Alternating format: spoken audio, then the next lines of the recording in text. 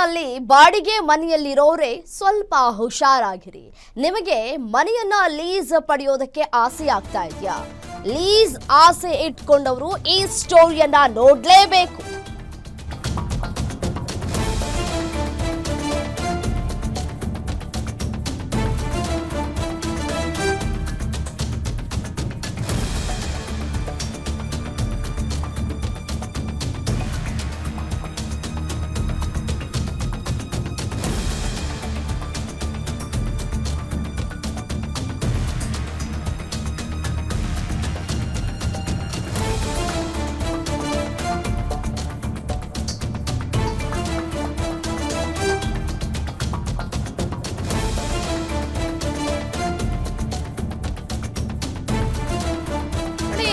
ಮನೆ ಲೀಸ್ ಪಡೆಯೋದಕ್ಕೆ ಆಸೆ ಆಗ್ತಾ ಇದೆಯಾ?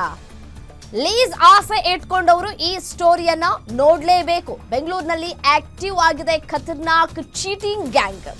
ಅವರ ಟಾರ್ಗೆಟ್ ಬಾಡಿಗೆ ಮನೆಯಲ್ಲಿ ವಾಸವಾಗಿರುವಂತಹ ನಿವಾಸಿಗಳು. ಇನ್ನೆಷ್ಟು ದಿನ ಅಂತ ಹೇಳಿ ಬಾಡಿಗೆ ಮನೆಯಲ್ಲಿ ಇರ್ತೀರಾ, ಲೀಸ್ ಮಾಡ್ಕೊಳ್ಳಿ ಅಂತ ಹೇಳಿ ಮೊದಲಿಗೆ ಪುಸಲಾಯಿಸ್ತಾರೆ. ಅದಕ್ಕೆ ಎಷ್ಟು ಹಣ ಬೇಕು ಅಷ್ಟು ನಾವೇ ಕೊಡಿಸ್ತೀವಿ ಅಂತ ಹೇಳ್ತಾರೆ. ಆಮೇಲೆ ಲಕ್ಷ ವಸೂಲಿ ಮಾಡ್ಕೊಂಡು ಕಾಲ್ ಕೀಳ್ತಾರೆ. ಈ ರೀತಿಯಾದಂತಹ ಗ್ಯಾಂಗ್ ಬೆಂಗಳೂರಿನಲ್ಲಿ ಆಕ್ಟಿವ್ ಆಗಿದೆ. ನೋಡಿ, ಬೆಂಗಳೂರಿನಲ್ಲಿ ಸದ್ದಿಲ್ಲದೆ ಸುಲಿಗೆಗೆ ಇಳಿತಿದೆ ಸುಬ್ಬಲಕ್ಷ್ಮಿ ಗ್ಯಾಂಗ್. ಸುಬ್ಬಲಕ್ಷ್ಮಿ ಅನ್ನೋ ಚಿಟ್ ಫಂಡ್ ಹೆಸರಲ್ಲಿ ಲಕ್ಷ ಹಣವನ್ನ ದೋಖಾ ಮಾಡಲಾಗ್ತಾ ಇದೆ. ಯಾರನ್ನೋ ಒಬ್ಬರನ್ನ ಪರಿಚಯ ಮಾಡಿಕೊಂಡು ಬಲೆ ಬೀಸುವಂತಹ ಗ್ಯಾಂಗ್. ನಿಮಗೆ ಗೊತ್ತಿರೋರಿಗೆ ಹೇಳಿ, ನಾವು ₹1 ಬಡ್ಡಿಯಲ್ಲಿ ಲೋನ್ ಅನ್ನ ಕೊಡ್ತೇವೆ. ನಮ್ಮ ಸಂಬಂಧಿ ಸುಬ್ಬಲಕ್ಷ್ಮಿ ಚಿಟ್ ಫಂಡ್ ನಲ್ಲಿ ಕೆಲಸ ಮಾಡ್ತಾ ಇದ್ದಾರೆ. 10 ಲಕ್ಷ ಲೋನ್ ಕೊಡಿಸ್ತಾರೆ, ಬರೀ ₹1 ಅಷ್ಟೇ ಬಡ್ಡಿ ಅಂತ ಹೇಳಿ ಆಸೆಯನ್ನ ಹುಟ್ಟಿಸ್ತಾರೆ. ಅದನ್ನ ತಗೊಂಡು ಮನೆ ಲೀಸ್ಗೆ ಹಾಕಿಸ್ಕೊಳ್ಳಿ ಅಂತ ಹೇಳಿ ಬುದ್ಧಿ ಹೇಳ್ತಾರೆ. ಆಮೇಲೆ ಲೋನ್ ಮಂಜೂರಾಗಬೇಕು ಅಂತಂದ್ರೆ 3 ತಿಂಗಳ EMI ಅನ್ನ ಕಟ್ಟಬೇಕು ಅಂತ ಹೇಳಿ ಯಾಮಾರಿಸ್ತಾರೆ.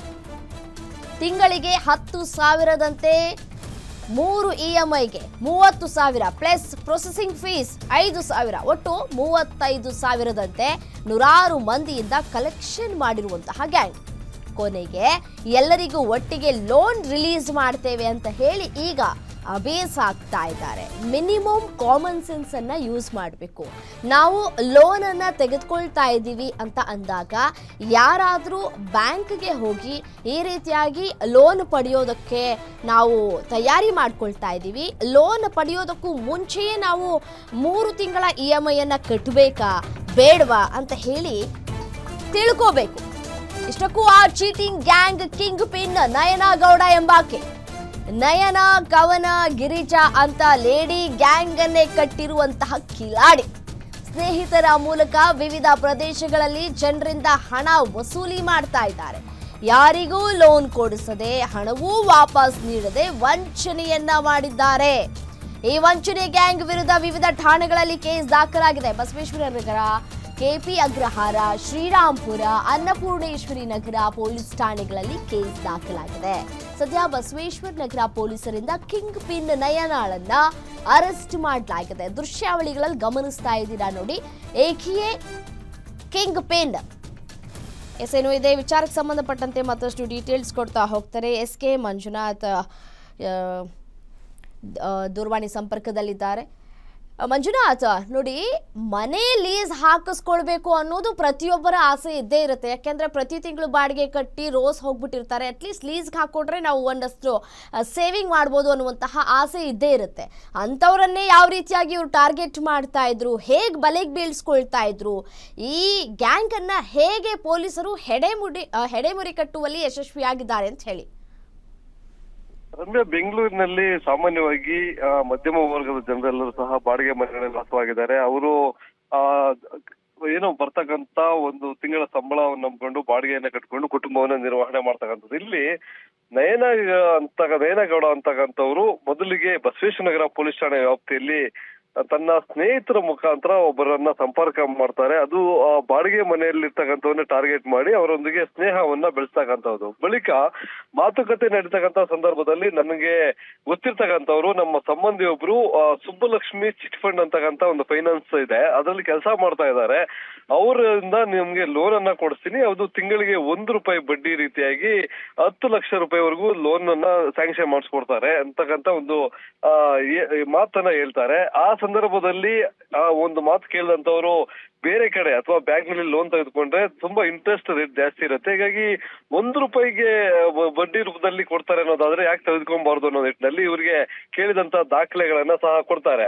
ಮತ್ತೊಂದು ಕಡೆ ಇಲ್ಲಿ ನಯನಗೌಡ ಮತ್ತೊಂದು ತಂತ್ರವನ್ನ ಉಪಯೋಗಿಸ್ತಕ್ಕಂಥದ್ದು, ನಿಮಗೆ ಲೋನ್ ರಿಲೀಸ್ ಆಗ್ಬೇಕಾದ್ರೆ ಮೊದಲೇ 3 ತಿಂಗಳ ಒಂದು EMI ಅನ್ನ ಪೇ ಮಾಡಬೇಕು, ಜೊತೆಗೆ ಪ್ರೊಸೆಸಿಂಗ್ ಫೀಸ್ ₹5,000 ಇದೆ, ಅದನ್ನ ಪೇ ಮಾಡಬೇಕು ಅನ್ನೋ ನಿಟ್ಟಿನಲ್ಲಿ ಈ ಸುಮಾರು ಜನ ಅಂದ್ರೆ ಬಸವೇಶ್ವರ ನಗರ, ಬಳಿಕ KP ಅಗ್ರಹಾರ, ನಂತರ ಅನ್ನಪೂರ್ಣೇಶ್ವರಿ ನಗರ, ಈ ರೀತಿಯಾಗಿ ಶ್ರೀರಾಮ್ಪುರ, ಈ ಪ್ರದೇಶಗಳಲ್ಲಿ ತಾನು ಮತ್ತೆ ತನ್ನ ಸ್ನೇಹಿತರಂತ ಕವನ, ಗಿರಿಜಾ, ಹೀಗೆ ಅವರು ಅವರ ಸ್ನೇಹಿತರು, ಅವರ ಸಂಬಂಧಿಕರಿಂದ ಹೀಗೆ ನೂರಾರು ಜನರಿಂದ ಇವರು ಈ ರೀತಿಯಾಗಿ ಹಣವನ್ನ ವಸೂಲಿ ಮಾಡ್ತಾ ಇದ್ದಾರೆ. ಆದ್ರೆ ಇಲ್ಲಿ ಲೋನ್ ರಿಲೀಸ್ ಆಗೋದಕ್ಕೆ ಸಂಬಂಧಪಟ್ಟ ಹಾಗೆ ಎಲ್ಲರಿಗೂ ಒಟ್ಟಿಗೆ ಅಂದ್ರೆ ಯಾರ್ಯಾರು ಇಲ್ಲಿ ಸಾಲವನ್ನ ಕೇಳಿರ್ತಾರೆ, ಅವರು 3 ತಿಂಗಳ EMI ಅನ್ನ ಕಟ್ಟಿರ್ತಾರೆ, ಅವ್ರೆಲ್ಲರಿಗೂ ಸಹ ಒಂದೇ ಸಲ ಒಂದು ಎಲ್ಲಿವರೆಗೂ ಮೋಸ ಮಾಡೋರು ಇರ್ತಾರೋ, ಮೋಸ ಹೋಗೋರು ಇದ್ದೇ ಇರ್ತಾರೆ ಅನ್ನೋದು ಇದೊಂದು ಮತ್ತೊಂದು ಎಕ್ಸಾಂಪಲ್. ನೋಡಿ, ನಮ್ಮ ಜನ ಅಷ್ಟು ಮಿನಿಮಮ್ ಕಾಮನ್ ಸೆನ್ಸ್ ಅನ್ನ ಬಳಕೆ ಮಾಡ್ತಿಲ್ವಾ ಅನ್ನೋ ಒಂದು ಪ್ರಶ್ನೆ. ಯಾಕೆಂದ್ರೆ ನೋಡಿ, ಲೋನ್ ತೆಗೆದುಕೊಳ್ಳೋಕೆ ಮುಂಚೆನೇ ಯಾರಾದ್ರೂ ಲೋನ್ ಕಟ್ತಾರಾ ಅಂತ ಹೇಳಿ 3 ತಿಂಗಳು EMI ಕಟ್ತಾರಾ, ಪ್ರಶ್ನೆ ಅವರಲ್ಲೇ ಬರುತ್ತಲ್ವಾ, ಹಂಗೂ ಹೇಗೆ ಯಾಮಾರಿದ್ರು ಅಂತ. ಇಲ್ಲಿ ಮೊದಲಿಗೆ ಕೆಲವೊಂದು ಖಾಸಗಿ ಫೈನಾನ್ಸ್ಗಳು ಅಂದ್ರೆ ನೀವು ಯಾವಾಗ ಅದು ಒಂದು EMI ಕಟ್ಟಿಲ್ಲ ಅಂತಂದ್ರೆ ಮೊದಲೇ ಕಟ್ಟಿರ್ತಕ್ಕಂಥ 3 EMI ಏನಿದೆ ಅದನ್ನ ಅಲ್ಲಿಗೆ ಜಮಾ ಮಾಡ್ಕೊಳ್ತೇವೆ ಅಂತಕ್ಕಂಥ ಒಂದು ರೂಲ್ಸ್ ಇದೆ, ಈ ರೀತಿಯಾದಂತ ಒಂದು ನಿಯಮ ಇದೆ ಅಂತಕ್ಕಂಥ ನಿಟ್ಟಿನಲ್ಲಿ ನಂಬಿಸಿರ್ತಕ್ಕಂಥದ್ದು. ಮೊದಲೇ ಹೇಳಿ ಕೇಳಿ ಒಂದು ಲೋನು ತುಂಬಾ ಕಡಿಮೆ ಬಡ್ಡಿಗೆ ಸಿಗ್ತಾ ಇದೆ ಅಂತಂದ್ರೆ ಆಗುತ್ತೆ. ಅದರಲ್ಲೂ ಇವರು ಇದ್ ಮಾಡ್ತಾ ಇದ್ದು, ಎಷ್ಟು ದಿನ ಅಂತ ಬಾಡಿಗೆ ಮನೇಲಿ ಇರ್ತೀರಾ, ನಾವು ಲೋನ್ ಕೊಡಿಸ್ತೀವಿ, ಆ ಮನೆಯನ್ನ ಲೀಸ್ಗೆ ಹಾಕೊಳ್ಳಿ ಅಂತಕ್ಕಂಥ ನಿಟ್ಟಿನಲ್ಲಿ ಒಂದು ಬದುಕುವ ದಾರಿ, ಅದಕ್ಕೆ ಏನೆಲ್ಲ ಮಾಡ್ಕೊಳ್ಬೇಕು ಆ ರೀತಿಯಾಗಿ ಮಾತುಗಳನ್ನ ಹೇಳಿ ನಂಬಿಸ್ತಾ ಇದ್ರು. ಅವರ ಮಾತುಗಳನ್ನ ಕೇಳಿ ನಂಬುದವರು ಇವತ್ತು ಹಣವನ್ನ ಕಳ್ಕೊಂಡಿದ್ದಾರೆ. ಇದು ನೀವು ಹೇಳ್ದಾಗೆ ಒಂದು ಸಾಮಾನ್ಯ ಜ್ಞಾನ ಇರ್ಬೇಕಾಗಿತ್ತು, ವಿಚಾರಿಸಬೇಕಾಗಿತ್ತು. ಯಾವುದೇ ಬ್ಯಾಂಕ್ ನಲ್ಲೂ ಲೋನ್ ಸ್ಯಾಂಕ್ಷನ್ ಮಾಡ್ಬೇಕಾದ್ರೆ ಪ್ರೊಸೆಸಿಂಗ್ ಫೀಸ್ ಮಾತ್ರ ತೆಗೆದುಕೊಳ್ತಾರೆ, ಆದ್ರೆ ಮೊದಲೇ ಅಡ್ವಾನ್ಸ್ ಆಗಿ 3 EMI ಗಳನ್ನ ಕಟ್ಸ್ಕೊಳ್ಳೋದಿಲ್ಲ. ಇವೆಲ್ಲವನ್ನ ಯಾರು ಅಂದ್ರೆ ಅತಿಯಾಗಿ ವಿದ್ಯಾವಂತರನ್ನ ಜಾಸ್ತಿ ಇವರು ಟಾರ್ಗೆಟ್ ಮಾಡಿಲ್ಲ, ಅವಿದ್ಯಾವಂತರನ್ನ ಟಾರ್ಗೆಟ್ ಮಾಡಿರ್ತಕ್ಕಂಥದ್ದು. ಕೆಲವೊಂದು ಏನು ಪ್ರದೇಶದಲ್ಲಿ ಇರ್ತಕ್ಕಂಥ ಬಾಡಿಗೆ ಮನೆಯಲ್ಲಿ ಹಳ್ಳಿ ಕಡೆಯಿಂದ ಬಂದಿರ್ತಂತವನ್ನ ಟಾರ್ಗೆಟ್ ಮಾಡ್ಕೊಂಡು ಈ ಒಂದು ವಂಚನೆಯನ್ನ ಎಸಗಿದ್ದಾರೆ. ಈಗ ಸದ್ಯ ಕಿಂಗ್ಪಿನ್ ಆಗಿರ್ತಕ್ಕಂಥ ನಯನಗೌಡ ಅರೆಸ್ಟ್ ಆಗಿದೆ. ಉಳಿದಂತೆ 17-18 ಜನ ಆರೋಪಿಗಳ ವಿರುದ್ಧ ಈ FIR ದಾಖಲಾಗಿರೋದು, ಅವರನ್ನ ಬಂಧನ ಮಾಡಬೇಕು ಅನ್ನೋ ನಿಟ್ಟಿನಲ್ಲಿ ಪತ್ತೆ ಕಾರ್ಯ ಶುರು ಹಚ್ಕೊಂಡಿದ್ದಾರೆ. ರಮ್ಯಾ, ಓಕೆ, ಥ್ಯಾಂಕ್ ಯು ತಮ್ಮೆಲ್ಲ ಮಾಹಿತಿಗಾಗಿ ಮಂಜುನಾಥ್.